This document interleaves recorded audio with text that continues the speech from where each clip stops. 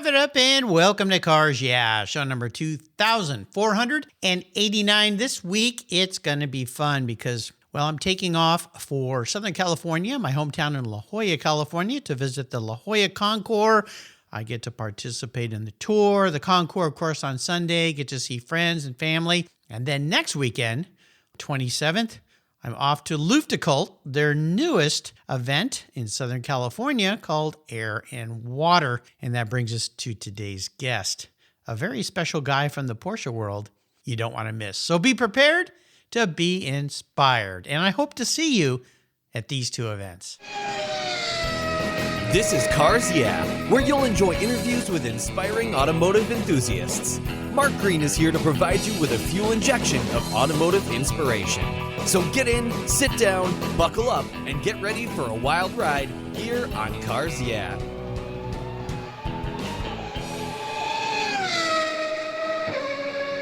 Hello, inspiring automotive enthusiasts, and welcome to Cars Yeah. Today I'm in beautiful Manhattan Beach, California. And as you heard from my intro, there's a reason why I'm in Southern California this week, because I am down here to have some fun. I'm with a very special guest by the name of Mark Hotchkis. Mark, welcome to Cars Yeah. Do you have it in gear, and are you ready to release the clutch? Mark, I am ready to go. We're going to have some fun. Now, for you listeners, Mark and I, we kind of talked a lot before we started the show because he's a Porsche guy. I'm a Porsche guy. We had some fun, but before I introduce you properly and we dive into your world, what's one little thing that people don't know about you, Mark?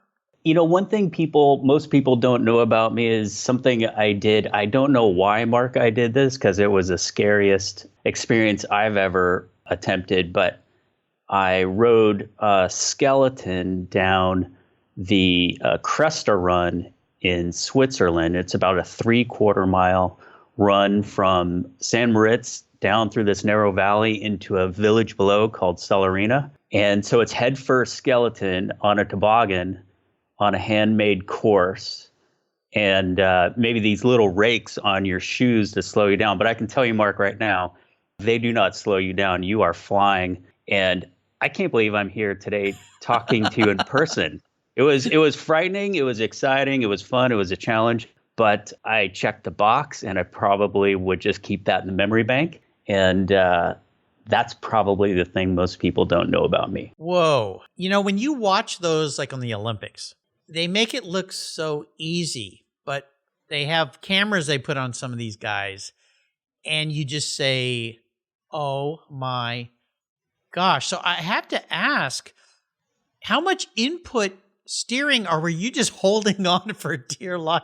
That's a great question. So the course that you would see the Olympians go down actually is constructed and designed a little bit differently with more of a curvature at the top, more of a radius. So they actually stay in the course, you know, hopefully 100% of the time. Yeah. But this hand-built course, which they've been hand building since the late 1800s, does not have that curvature at the top, that radius at the top. So it promotes, if you're being naughty or doing it wrong, it promotes basically rider and toboggan ejection out of the course. So it's super dangerous, it's nerve-wracking, and the way you steer them is by positioning your weight a little bit differently, whether it's pressing down with either hand on the rails or a little bit of shoulder pressure.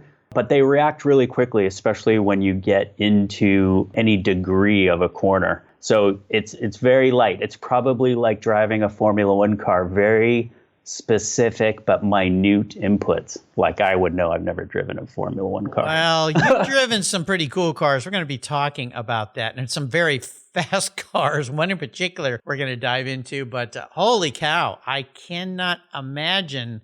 Yeah, closest I ever came to that was when I was a kid. We used to go into a storm drain in La Jolla and ride the storm drain down to Wind and Sea Beach on a flexi flyer. Oh, nice. Yeah. Yeah, that sounds just as perilous to me. Totally crazy stuff. Yes. Yeah. When we were young, Mark. Hope my mom's not listening. She would give her poor mom a heart attack. So, well, let me give you an introduction here to your fast life. Holy cow, I'm still trying to imagine that. Mark Hotchkis is a lifelong car and racing enthusiast whose family are legends in those industries. His father, John, was a partner in a Southern California Porsche Audi dealership in the 80s, and his brother John Jr. launched a performance suspension company. In the 90s, the family raced Porsches from the late 60s through the early 90s, including at Le Mans, Daytona, Sebring, and many others. Mark developed his H brand with Hotchkis, creating enthusiast forums, sales and advertising, including the famous Rennlist, the guy behind Rennlist. I'm talking to him. How cool is that? How many times have I been to that forum? 6 Speedlonline, Audiworld, and LS1 Tech. Mark raced in Formula Ford to Indy Lights and won an SCCA National Championship in 1973 in a Porsche 914-4. I had one of those. I didn't race it, but I had one, a 2-liter, in mid-Ohio. He worked with Pelican Parts, another place. I just spent some money with them, actually, yesterday. Don't we all? Yeah. And for the past 7 years, he's worked at Porsche, at their Porsche Experience Center in Los Angeles, California. How fun is that? He's a member of the Luftgekühlt production team since Luft 4, and along with Patrick Long and his team are bringing us air and water this coming Saturday on April 27th in Southern California. I will be there. Mark will be there, and we hope to see you too. We'll be back in just a moment, but first a word from our sponsors, so give them a little love. Buckle up. We're going on a fast ride today. We'll have some fun. We'll be right back. Are you ready to take charge of your financial future? Then let me introduce you to Capitalize Your Finances. It's an online course designed to empower you with the knowledge and tools for mastering your money. This course will help you lay out the ins and outs of budgeting, the importance of emergency funds, investing strategies, and how to plan for a secure retirement. All this presented by financial planner Chris Paniotu. Chris has developed this course to help you effectively navigate your world of finance with confidence. Stop stressing about money and start taking control. Enroll in Capitalize Your Finance online course today and pave your way to financial success. To learn more, go to capitalizepodcast.com/courses, or better yet, go to the Cars Yeah website, show notes page for today's show, and click on the link under Capitalize Your Finances. You'll be glad you did. Do it today.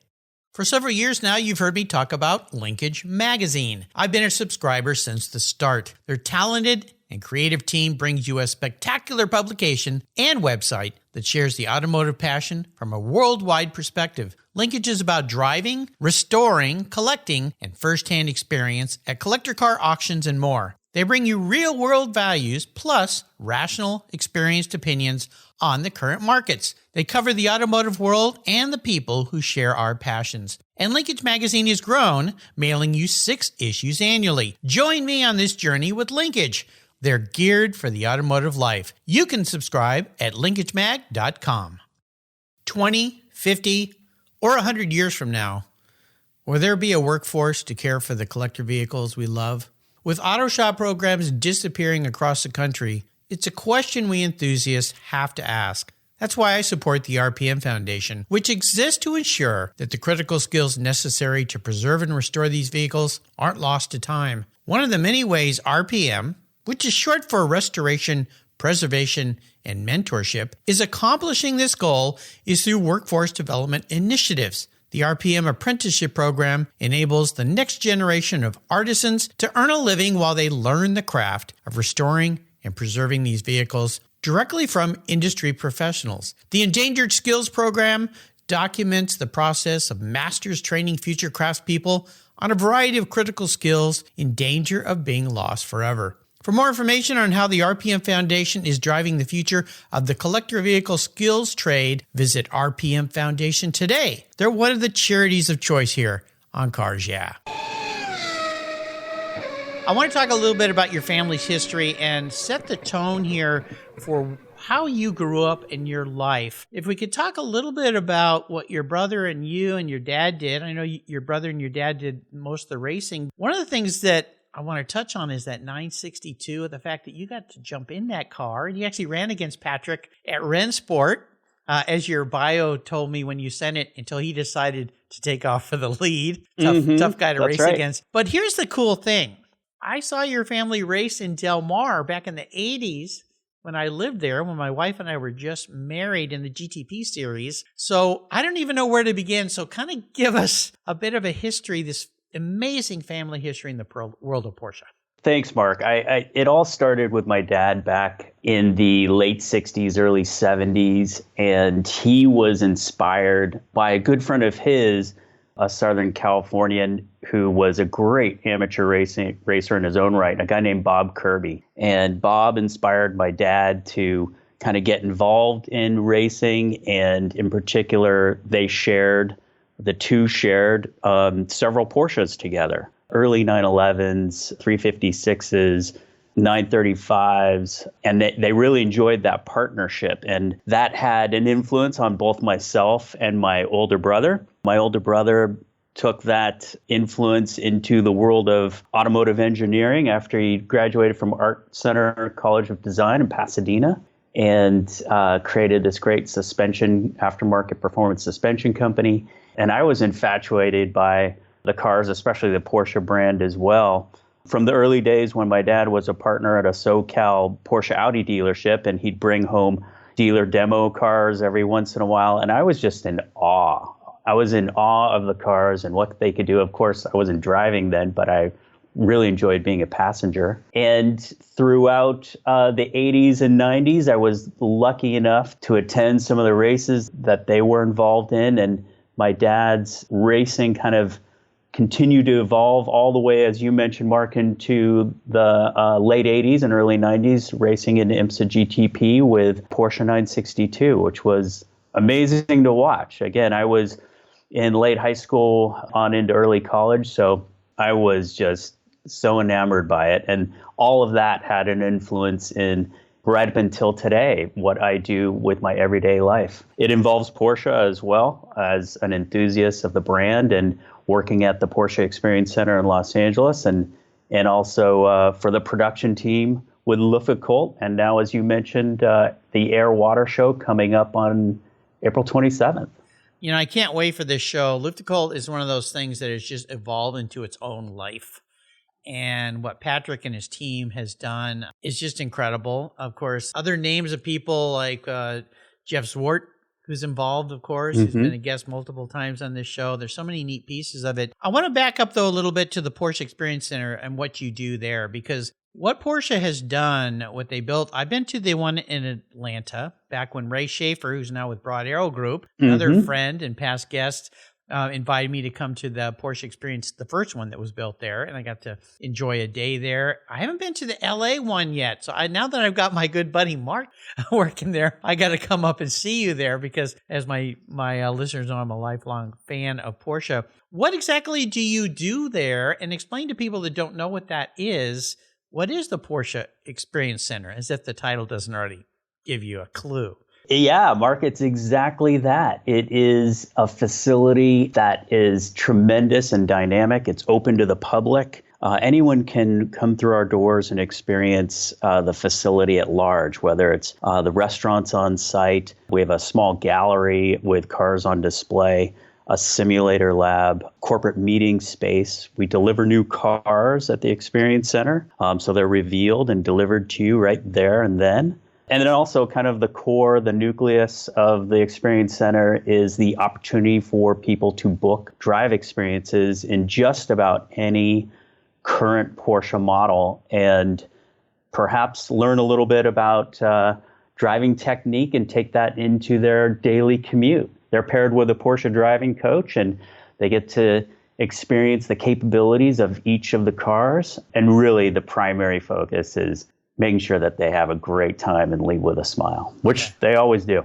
Oh, yeah, absolutely. So Luftgekühlt, air, water. This is a unique event because most of the time these events are only air-cooled cars, Porsches, everything from race cars to street cars, all sorts of cool things. But this time they're combining the later cars, water-cooled cars. So tell me a little bit about why air, water, and what can people expect to see? And also the location, which is perfect for where I'll be, because I'll be down in La Jolla this coming weekend for the La Jolla Concours. I'll be in Orange County to visit my mom and my sister. And then right up there by the John Wayne Airport, where I fly into, is this event. Yes, we're super excited. And what a pleasure it is to be on the production team for Air Water.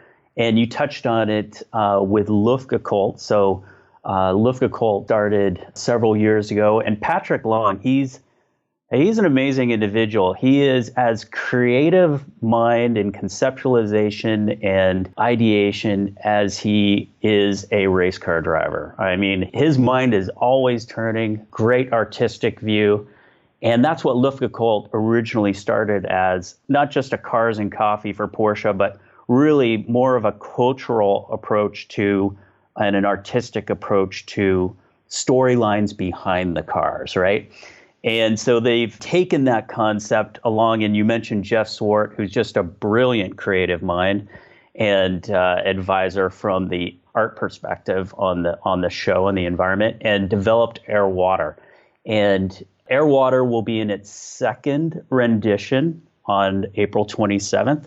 It was launched last year about this time, Mark, at Mare Island. So Luftgekühlt was the Saturday, and then Air Water debuted that Sunday. And it went over with tremendous success. And the feedback from attendees was that it was just a great, relaxing vibe. People enjoyed the environment, and it was so cool to see all renditions of Porsche right there and then. When I say renditions of Porsche, it could be early air-cooled cars right up through a current Taycan, and everything in between. And that's what's so great about the Air Water concept. I mean, there will be over 1,000 cars at the Orange County Fairgrounds on the 27th, although it's not as tightly curated as Luftgekühlt, but it still has tremendous storylines. And we partnered with a site called Bramo, and attendees will be able to look up each of the cars that they are viewing on a website and see the storylines behind the cars through QR codes that we'll have available right there, scannable right there next to the cars on display. So a lot of attendee involvement and storytelling on the 27th of April. I'm vibrating. I'm so excited about going to this. It's just going to be so much fun. And there's a couple really cool partners you got going on here. Pirelli, of course, Haggerty, insurance company, Broad Arrow Group, which is going to be having an auction. That's right. At the event. Meguiar's will be there with photographer Michael Allen Ross. They'll have a little photo contest, which is cool. Many of my listeners remember Michael's been a guest on the show, and he actually shot my past love, my Orange Crush Turbo that was on Panorama Magazine. So stunning car, pretty cool. Palm Springs Porsche, of course, is a sponsor here. Gunther Works. He's been on the show. The guy who's created the 993 version of, he's probably not going to like me for this, the Singer kind of 993 version, but that's a compliment. Okay. Singer, of course, will be there. That's my dream lottery. When I win the lottery, that's the car I'm going to buy. And Roma, Leica, and so many more. So there's going to be so much here to see it. And one of the things that Patrick and his team has done so well is putting these cars in settings that are rather unique. And I wanted you to touch on this a little more. You mentioned Patrick's eye for creativity. When you add that with Jeff Swart's eye for creativity, you get a team here along with everyone else that's working on this program of a very unique setting. So can you touch on some of the past Lufts and where they've been and what will make this setting special as well? Of course, Mark. Yeah. To me, when people ask me about what's so special about Luftgekühlt and now Air Water, it's really, I'll describe it as the Easter egg effect. It's what's discoverable around the next corner, and it's always a surprise. It's not simply an open parking lot and you walk through it and have some conversations and leave. It is the feeling of discovery. What am I going to see when I walk into this giant warehouse? And when I walk out the warehouse, what am I going to see around the corner of this historic brick building? And that's really the secret sauce to these shows. And it all stems from, as you mentioned, Mark, Jeff and Patrick's eye for creativity and what they see in a site and where they can place cars very strategically to tell that story. And for the OC Fairgrounds, it's a great venue. It has a lot of nice open space, but it also incorporates different segments of the site that tell a different scene. And so without giving too much away, because we want people to come and discover each of these little areas and different sites that you never know what's around the next corner. So car placement is in the plans as we speak. I'll bet. Some of the past ones being at movie studios, being in an old lumber yard, being on waterfronts. That's what makes these events so special, so far beyond a Cars and Coffee. I mean, nothing against Cars and Coffees. They're awesome experiences, but this is like almost like a private insider's tour of a Cars and Coffee. The cars are spaced apart a bit. You've got room, of course, mega photo opportunities. There's typically a store there to buy cool stuff. That's right. Food, all these different things. That's right. And one of the most popular areas, whether it's air, water, or Luft, is the merchandise area. And so I would encourage people to come over to that merchandise area as soon as they get there. Because it'll be sold out, I guarantee you. Yeah, we have some new launches and new merchandise that's air, water themed. So it'll be super popular. But, you touched on it a little bit earlier. It's that artistic flair that accompanies each of these shows that puts them apart from other shows. Definitely, there's a lot of effort into that artistic flair and that storytelling. It's really cool. And for you listeners, unique spelling here a bit, Luftgekühlt. And what I'll do is I'll put a link to this on Mark's show notes page. But I tell you, if you just type the word Luft into a search bar, it'll come up. You'll find it. You'll find everything. But I'll put the actual link onto Mark's show notes page here so you can find it. Follow me on social media. I'll be started posting about it today, actually, so you can find it. The other thing that's going to be cool here for you regular listeners of Cars Yeah, there's going to be a bunch of past Cars Yeah guests. Patrick Long, of course, he's been on the show twice. Jeff Swart, Michael Allen Ross, a photographer we mentioned, who'll be at the McGuire's booth. McKeel Haggerty, I'm not sure if McKeel will be there, but Haggerty people will be there. Great team. Ramsey Potts with Broad Arrow Group, Ray Schaefer. Lynn Heiner Studios will be there, a good friend of mine, beautiful artist. She just opened a studio in Japan. Hey, Lynn, rocking it. Juan Arturo Perez of Sierra Madre Collection. I've spent some money there. Stan 21, I'm not sure if Yves Maurizio will be there, but he's been a guest on. And Powell Kalinowski of Carbones. So it'll be like a family reunion for me. We'll have a lot of fun. I want to go back to something that I said earlier. Mm-hmm. You were on the track in that 962 at Rennsport. You got to drive the car, right? With Patrick Long side by side. What was that like? Well, I'll set it up for you and the listeners. It was my first time in that 962. Of course, I had watched it over years and was super excited to be able to drive it at Daytona at Rennsport Reunion. This is in 2007. And in the practice sessions leading up to the race, there was no sign of Patrick Long in any car. So, I thought, it was going to be a fun race and, maybe I've got a chance. I don't know. They threw a ringer in there, huh? Yeah. Race morning, suddenly the owner of one of the Miller High Life Al Holbert 962s apparently hopped out and placed a very young Patrick Long in the seat. I am certain he had never been behind the wheel of a 962 or, of course, had ever driven one, let alone Daytona. It's like driving a aluminum foil bathtub around the high banks. And he got in it and just took it by storm and wrung its neck. And he played, around with me a little bit. And we raced back and forth a little bit, put on a great show. But when it came down to the last lap or two, he had a little something extra that I don't think I quite had, but still enjoyed that great experience. A Rennsport Reunion, which just had its latest rendition last fall, is, if you haven't been to a Rennsport Reunion, it is truly an incredible experience to see. I mean, it'll make you speechless walking into whatever venue they utilize, which they've done Laguna Seca in the past. It's everything and everything on top of that. And it makes the hair on your arm stand up. So it's such an amazing scene. So anyway, that's how Patrick and I initially met, and stayed close ever since. Yeah. Well, they tend to do that at Rennsport. They've done that with Bruce Canepa. And Laguna Seca at times, they'll throw him in the back of the pack and he'll work his way through. He's got a little seat time too. He's done that a few times in a white 935. Yep. I think I've watched that a few. Yeah. I've seen him race 917s. Pretty good at that. Stuff. Yeah, he's got some seat time too. I wanted to ask you some of the questions I like to ask my guests, and one is what I call a driving inspiration. Somebody who's been a big mentor or a very big inspiration in your life that kind of set a tone for yourself.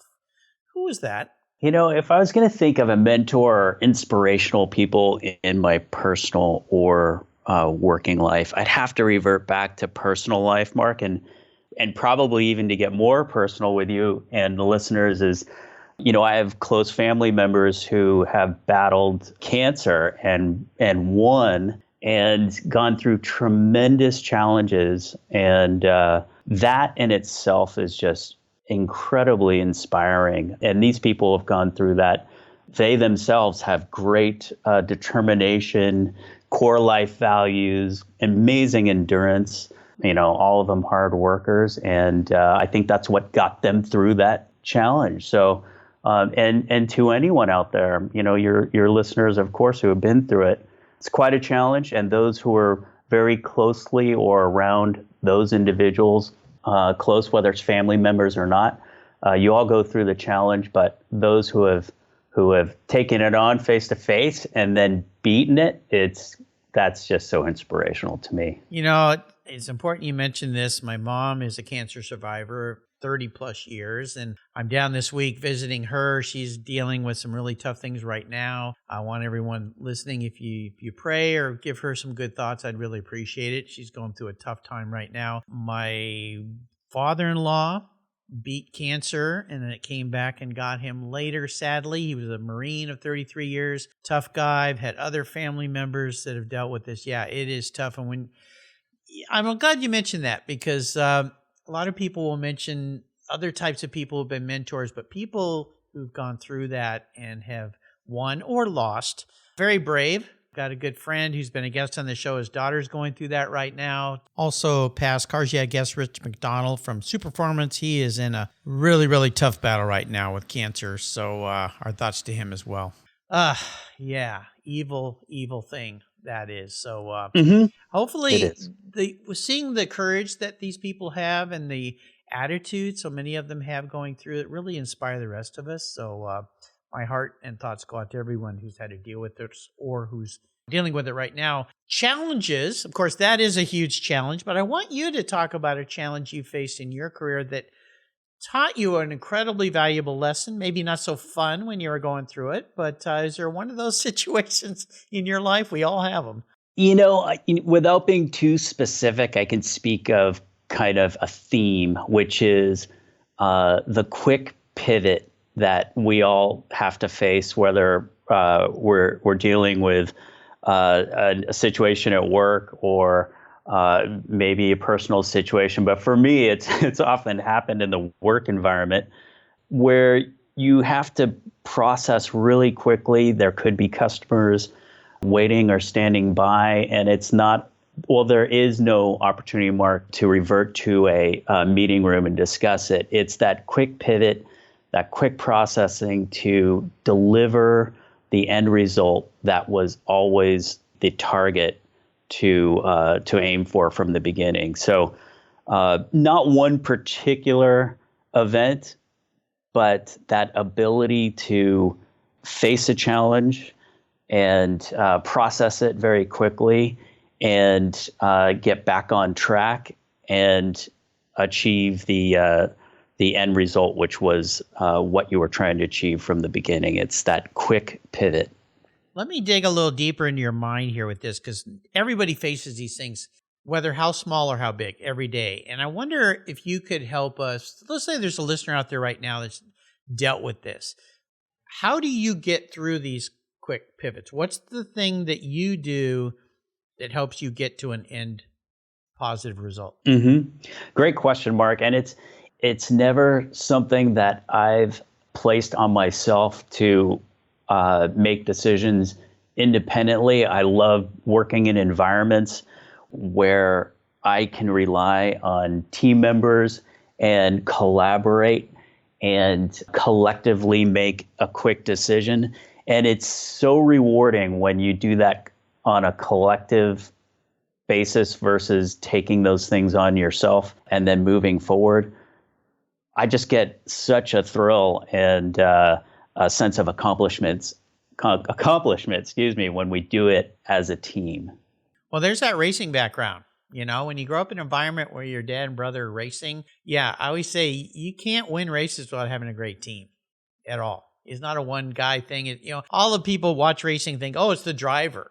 Well, most races are won before the track is even arrived at because these massive teams that are doing everything, right?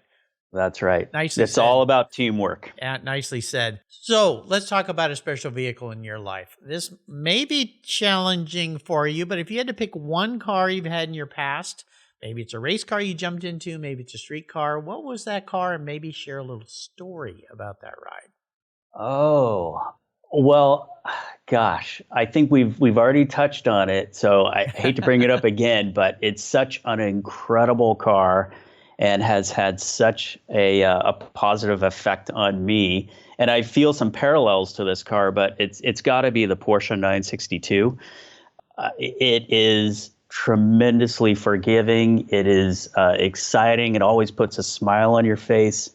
It's a forgiving car, but it's stern, right? Has those giant tunnels under it. It's a ground effects car, essentially.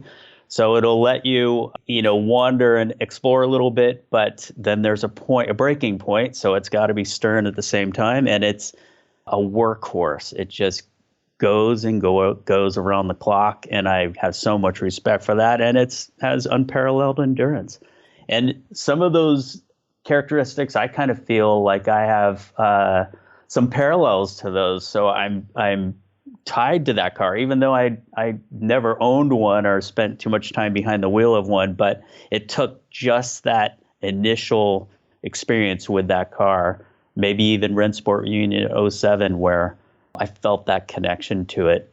And Mark, they sound darn good too. Oh gosh. Yeah. I had a good friend. We lost him a few years ago, Bruce Levin, who ran Bayside Racing, and the garbage man. Yeah. Oh, Bruce, what a character he was. Bless his soul. He became a good friend of mine. And like I say, sadly, we lost him a few years, another cancer victim. However, he had two of his many race cars. He had two 962s. The first era that came out in the last era, he raced those cars, and he told me some stories about driving those things, that how wicked they could be, but how wonderful they could be. So yeah.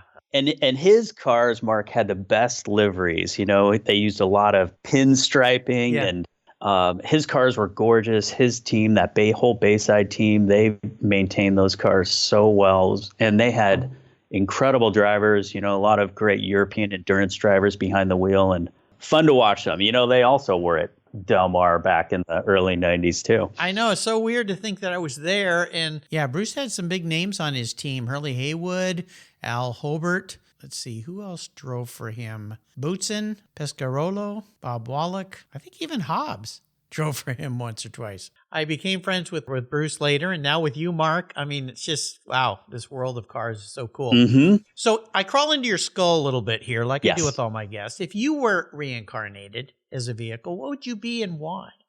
Well, it may sound a little bit silly, but I feel like, I touched on it earlier. I have to revert back to the endurance of a 962 or any early Porsche. I feel like I have those endurance characteristics and that thrill of the drive. And I think those things apply to me as well. I feel those and practice those every day. It's interesting you say this because endurance racing is so cool. There's so many aspects to it. But when you apply it to Porsche, go all the way back to the early endurance racing Porsches, the 550s, the Speedsters, the old cars. And you get into the 911s like Vic Elford running, in the snow and stuff like that. Porsche has this legacy and history of endurance racing, what Patrick Long did and so many other great Porsche drivers. That kind of makes sense to me. And it's a tribute to perseverance to people and It is. Making your way through life and just keep fighting, never give up, never Never give up. I mean, we'll see it. We'll see it with the 963. I mean, it's going to continue to win races. We'll see it win championships. And that's what's so special about the brand, that racing heritage and that importance of endurance accomplishment. Absolutely. How about a great book? Is there a book you'd like to share that you think others should pick up and read? Yeah, I have a good friend who's with Ford Racing, and he and I were talking about a year or so ago, and I don't know, we probably got on the topic of Mustangs or something. And he said, "Hey, Mark, you've got to read Iron Fist, Lead Foot by Frank Moriarty." And I don't know, Mark, if you've read this book, but it's a quick read, but it is a fantastic story about John Coletti's drive to make the 2003 Mustang Cobra a reality, and the challenges, the pitfalls, the successes, to bring that supercharged Cobra to the market. And I enjoyed reading it, and I don't have too much enthusiast interest in the Mustang world, but it's a fantastic story. And if anyone wants to pick up a quick read that definitely entertains, Iron Fist, Lead Foot is pretty good. Yeah, it's been recommended a couple times here. It is a great book to have in your library of automotive books. I also want to mention there's been some past Luftgekühlt books that have come out, and I believe there's a new one on the website right now. Am I correct in that, or coming maybe? Yes. And the Luft books are fantastic, and they are great coffee table books as well. They are packed full of pictures. The imagery in these books and the quality of the production of the books is first class, second to none. And they really do a great job covering each of the shows collectively and capturing that photographer's eye of what we talked about earlier, those kind of Easter egg discoverable moments throughout the shows. I'll put links to these on Mark's show notes page so you can get your hands on these. But Iron Fist, Lead Foot, yeah, awesome book. Great recommendation. So before I let you go today and we head off to these upcoming events, the ultimate drive. I like to be an enabler here on Cars Yeah, which means I'm going to park any car in the world in your driveway. This could be interesting or tough because you're a guy that's been around a lot of very cool rides. Any car you'd like, you can take it anywhere, but here's the key, because cars really are about people. And that's what the Luft events are all about. That's what the Porsche Experience is about, bringing people together to enjoy these vehicles. So you can take anybody with you on this drive, including somebody from the past who's no longer with us. So what does the ultimate drive look like for you, Mark?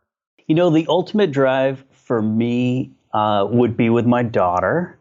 And she, of recent, has shown a lot of interest into kind of the racing and automotive world. She's currently a mechanical engineering major. Oh, nice. And just joined her university's Formula SAE team. And so she and I talk every day, and she popped into my head when I read this question. And I think that she would be a lot of fun to cruise with on a drive, maybe in Central California on those great drivers' roads.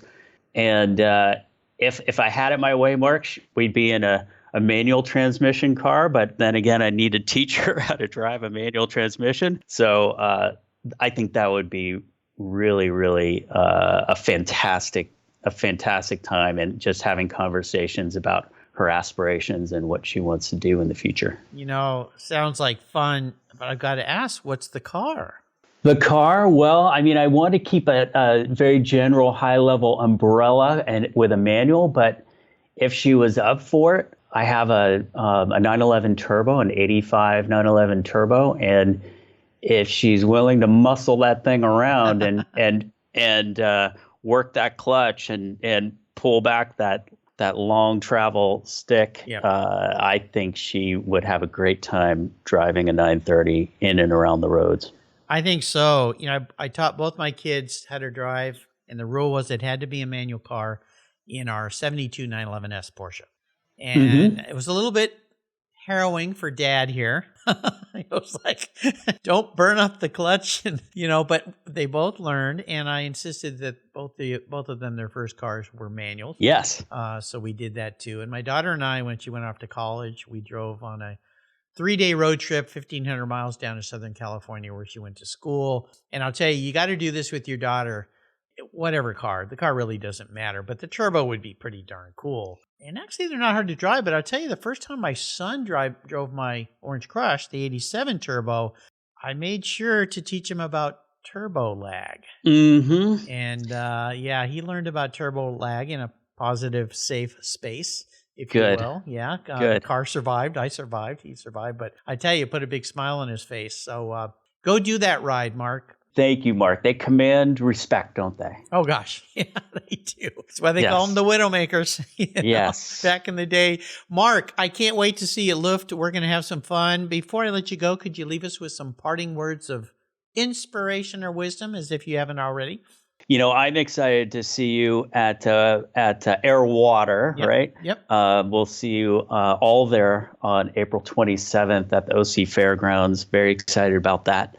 My parting words, kind of the theme of what we've been talking about today, it may not exist if it wasn't for Ferry Porsche. And as he said, he was looking around and he couldn't quite find the car of his dreams. And so he just simply decided to build it himself. And, I have so many memories of Porsche from the past and growing up in and around the brand. And that's a quote that always comes to mind that I'd love to close with. Yep. As he always said, when somebody said, which is your favorite Porsche, he said the next one. So exactly. It's the same for all of us. I'll put all these links on Mark's show notes page. Also, I'll put a link to the Porsche Experience Center. If you've not been there, either in Atlanta or Los Angeles, but you're in LA, that's where Mark hangs out with all his teammates there. Very fun. Also put a link to the video of you and your family and the Porsche 962 that Greg shared with me. Greg Emerson, I want to thank him from the ID agency. He's the one that put us together today. So, Greg, thank you very much. Mark, thank you for being so generous today with your time and sharing your experiences with me. Until you and I talk again, I'll see you at Air Water, Luftgekühlt in Southern California on the 27th. Thank you, Mark. This was fun. Hey, guess what? Some of you regular listeners will remember back in 2019, I created 10, 11 shows called Cars Yeah TV, where I went to some fabulous locations of past Cars Yeah guests, and we did a TV show about it. Well, they're up on the Cars Yeah YouTube channel. So go check it out at YouTube. Just type in Cars Yeah, and the shows will be there for you to enjoy. I hope you have fun watching. Thank you so much for joining us on today's ride here at Cars Yeah. Drive on over to carsyeah.com to find show notes and inspiring automotive fun. Download your free copy of Filler Up, a fun book filled with gorgeous photographs of fuel filler fun, including quotes from more inspiring automotive enthusiasts. Download your copy today, and we'll see you next time on Cars Yeah.